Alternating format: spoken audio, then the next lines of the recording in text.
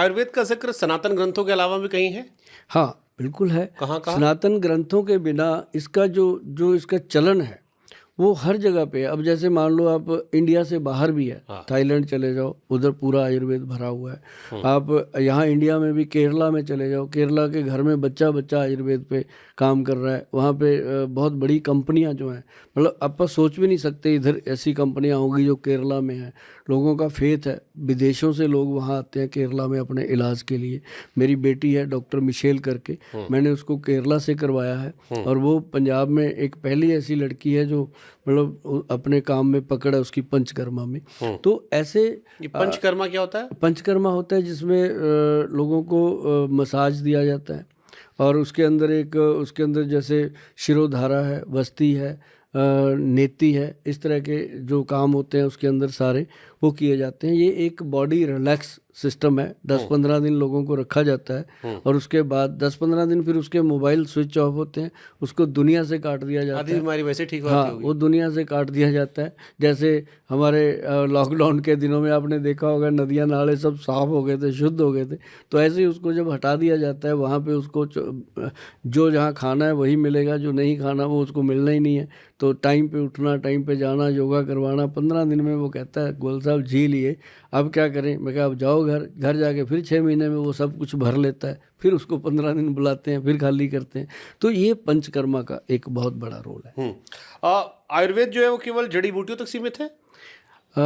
आयुर्वेद जो है वो जड़ी बूटियों तक भी सीमित है, लेकिन आयुर्वेद में एक बहुत बड़ी चीज़ है कि ये लोगों के साथ हमदर्दी बहुत करता है। आयुर्वेद का डॉक्टर भी, वैद्य भी, और उसमें उसको बहुत सारे जैसे नेचुरोपैथी इसके अंदर आ जाती है। इसके अंदर एक चीज़ और आती है आयुर्वेद के अंदर कि जड़ी बूटियाँ हो गई, उसके साथ जो मेटल्स जुड़े हुए हैं, जैसे भस्में बनती हैं। अब कोई चीज़ है उसकी भस्म बनाई, गोल्ड की भस्म बनती है और चांदी की बनती है, बजर की जिसको हीरा बोलते हैं उसकी भस्म बनती है।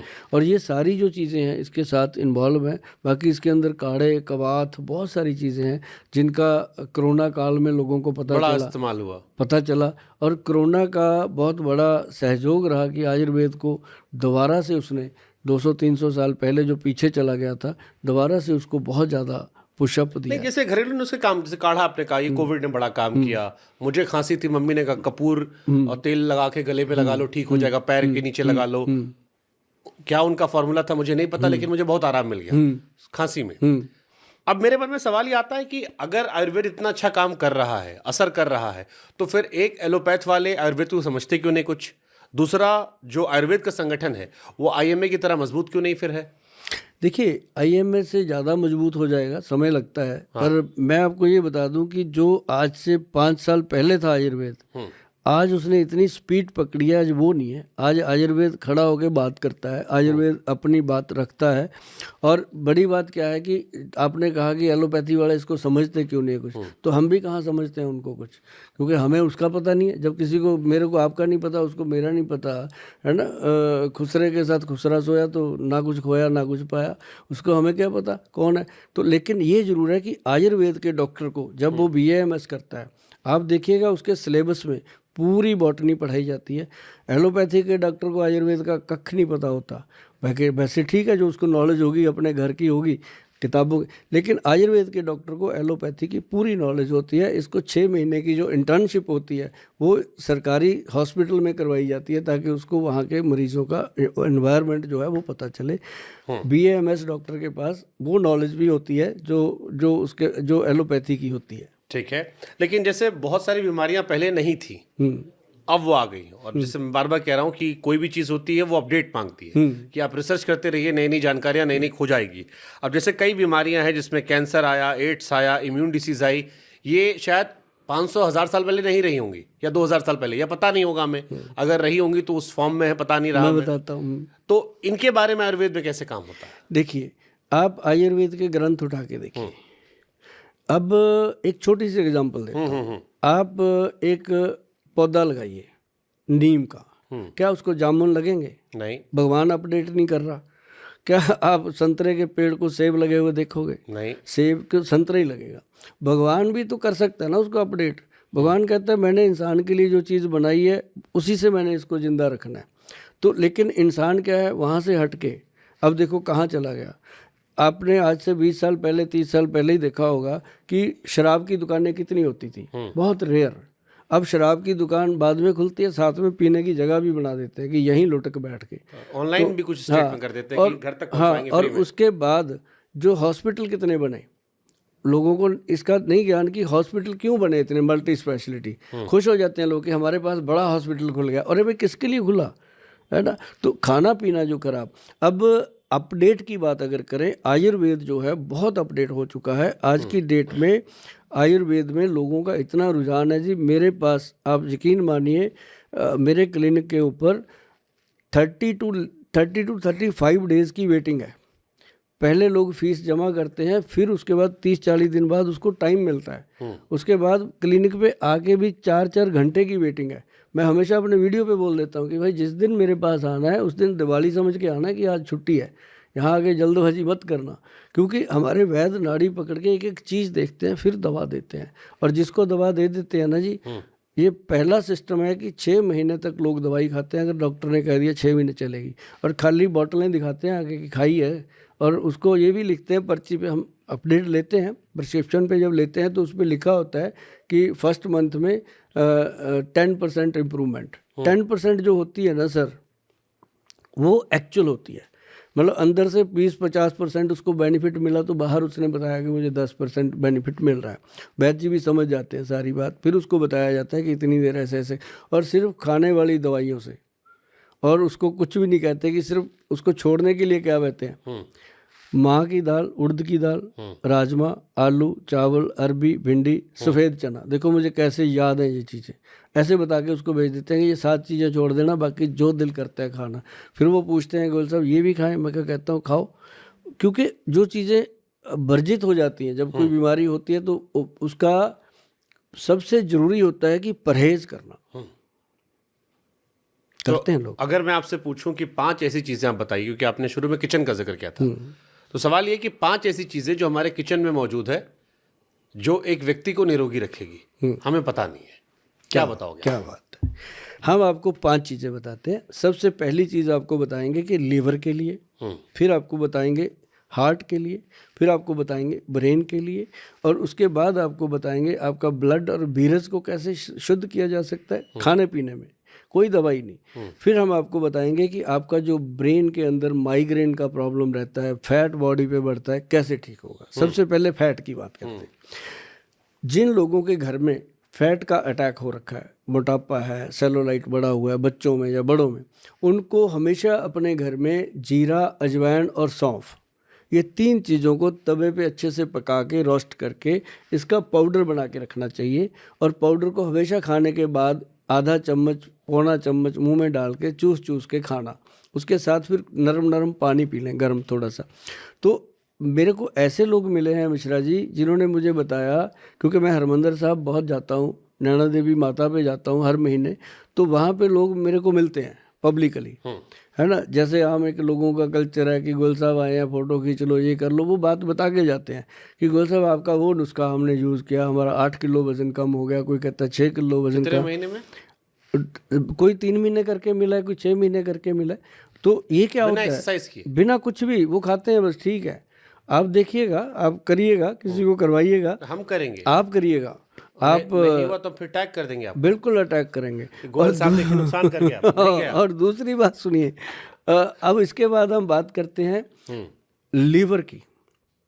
लीवर के लिए एक बहुत बेहतरीन औषध है जो हमें रसोई घर में रखनी चाहिए, दाल सब्जी में भी डालनी चाहिए या वैसे ही अपने को खानी चाहिए। उसका नाम है भूमि आंवला। जो एक तो आंवले का वृक्ष होता है, एक छोटा पौधा होता है भूमि आंवले का। जो छोटा पौधा होता है उसको, उसका मार्केट में जो पंसारी होते हैं उनसे वो उसका पंचांग मिल जाता है। पंचांग मतलब उसके 5 अंग, फल, फूल, पत्ते, तना, जड़, सारा, तो वो ड्राई मिलता है। उसको सुखा करके उसका पाउडर बनाओ। पाउडर जो है वो 1 चम्मच कोई भी इंसान सुबह खाली पेट ले ले, मिश्रा जी चाहे आप भी खाओ, मतलब उससे आप जो भी खाते पीते हो दिन में, उसका जो भी बॉडी पे बैड इफेक्ट है वो सारा लीवर को, वो ऐसे करता है लीवर को, जैसे आप ना एक कपड़ा गंदा हो गया मान लीजिए, उसको आप मशीन में डाल के डिटर्जेंट डालते हैं, और जब बाहर निकालते हैं एकदम क्लीन, ऐसे लीवर को वो क्लीन करता है। अगर इसको कोई 5-6 महीने लगातार खा लेता है ना जी, तो वो कहता कि यार गोयल थैंक यू यार तेरा। छोटा आंवला, छोटा भूमि आंवला छोटा सा होता है। तो वो तो ये मार्केट में कैसे मिलता सर, अगर आप गूगल पे भी लिखो ना भूमि आंवला, तो उसके ऊपर आपको स्पेशल आएगा कि ये लीवर का बॉडीगार्ड है। ये ग्रंथों का लिखा हुआ है और सिंपल मार्केट से मिलता है। लाके इसको मिक्सी में ग्राइंड कर लीजिए और पाउडर बनाइए। क्योंकि मैं लोगों को हमेशा कहता हूँ घर पे बनाइए। अब बनाते हम भी हैं अपनी फार्मेसी में।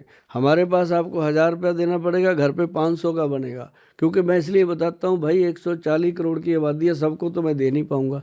अगर उनमें से 1 करोड़ ऑर्डर भी मेरे पास आ गया तो भाई साहब मेरे को तो घर छोड़ के, देश में रईसों नवाबों कमी तो है नहीं, कभी तो है कौन नहीं, पीसेगा? तो घर छोड़ के भागना। वो ऑर्डर कर देंगे 1 करोड़ बॉटल देने का मतलब है 20-25 ट्रक एक दिन में, कौन करेगा?